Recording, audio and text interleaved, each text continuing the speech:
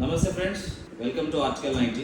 ఇప్పుడు మనం ఒక రెండు వీడియోలు చూద్దాం. ఆ రెండు వీడియోలో ఒక వీడియో నాగార్జున సాగర్ పైకి సిఆర్పిఎఫ్ పోలీసులు, విశాఖపట్నం సంబంధించిన సిఆర్పిఎఫ్ పోలీసులు నాగార్జున సాగర్ ప్రాంతాన్ని ఆక్రమించుకోవడం లేదా ఆ ప్రాంతాన్ని అధీనంలోకి తీసుకోవడానికి సంబంధించిన ఒక వీడియో.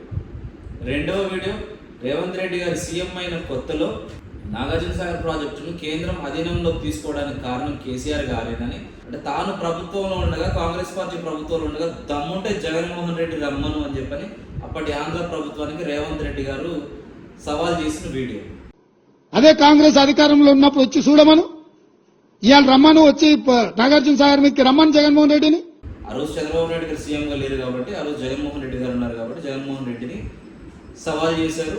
జగన్మోహన్ రెడ్డి గారిని సవాల్ చేసి కేసీఆర్ గారిని రేవంత్ రెడ్డి విమర్శించాడు.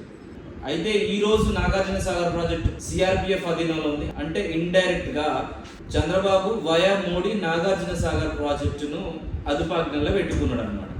కాంగ్రెస్ పార్టీ అధికారంలో ఉన్నప్పుడు దమ్ముంటే నాగార్జున సాగర్ ప్రాజెక్టు మీ దగ్గర చూసుకుందామని మాట్లాడిన రేవంత్ రెడ్డి పౌరుషం ఈరోజు ఏమైంది?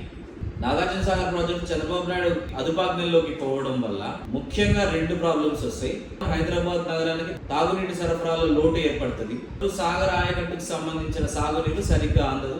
ఎంత పౌరుషంగా మాటలు చెప్పిన రేవంత్ రెడ్డి ఈ రోజు ఆయన గురువు గారు నాగార్జున సాగర్ ప్రాజెక్టుని వయా మోడీ అదుపులో పెట్టుకుంటే వీరాలు బలికి ఎంతో పౌరుషానికి పోయి ఛాలెంజ్లు చేసిన రేవంత్ రెడ్డి గారు నాగార్జున సాగర్ ప్రాజెక్టును తెలంగాణ అధీనంలోకి తీసుకొచ్చి తెలంగాణ ప్రజలకు న్యాయం చేయాలి.